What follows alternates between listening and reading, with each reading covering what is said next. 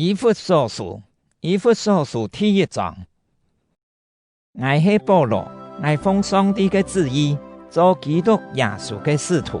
我写信呢，本以弗所地方，给到在基督耶稣地位中心的圣徒，因我哋嘅阿爸上帝，老主耶穌基督賜恩典平安本而到。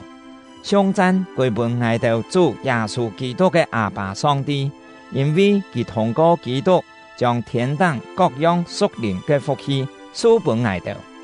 創造世界以前，佢已經通過基督揀選我哋，本我哋在佢面前常做聖潔無可欠嘅人。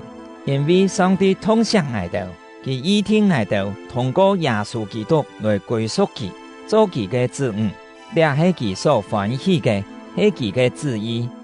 我哋來頌讚上帝這榮耀嘅恩典，因為佢將佢所寫嘅來白白賜本我哋，因為基督為我哋流血來死，我哋得到自由，遂得到赦免。上帝嘅恩典是樣般豐富啊！佢是充充足足將這恩典賜本我哋。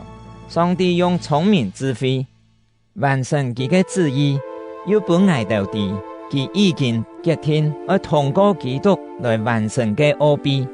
上帝在時機成熟嘅時，所要完成這奧秘嘅計劃，就是本天堂和地上一切所造嘅隆重歸屬基督，基督做基督嘅頭。宇宙萬物全部係照上帝嘅計劃和決定來完成。上帝照佢做出決定嘅旨意，通過基督揀選我哋做佢嘅子民。佢嘅旨意係愛本我哋到先仰望基督嘅人，頌讚佢嘅榮耀。同樣，你哋也要常做上帝嘅子民，你哋聽到真理嘅道，就是聽到嘅是你哋得救嘅福音嘅事，你哋相信基督，上帝就將佢所應許嘅聖靈賜本你哋。做你哋歸屬佢嘅印記，聖靈保證我哋會承受上帝所應許嘅產業，直到上帝將完全嘅自由賜本屬佢嘅人。我哋應當頌讚佢嘅榮耀，因為咁樣，自從我聽到你哋對主耶穌親有信心，對眾聖徒親有愛心，我就一直為你哋感謝上帝。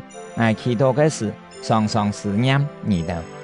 求我哋主耶穌基督嘅上帝，榮耀嘅阿爸，將聖靈賜本你哋，聖靈會使你哋有智慧，並啟示你哋，本你哋認識上帝。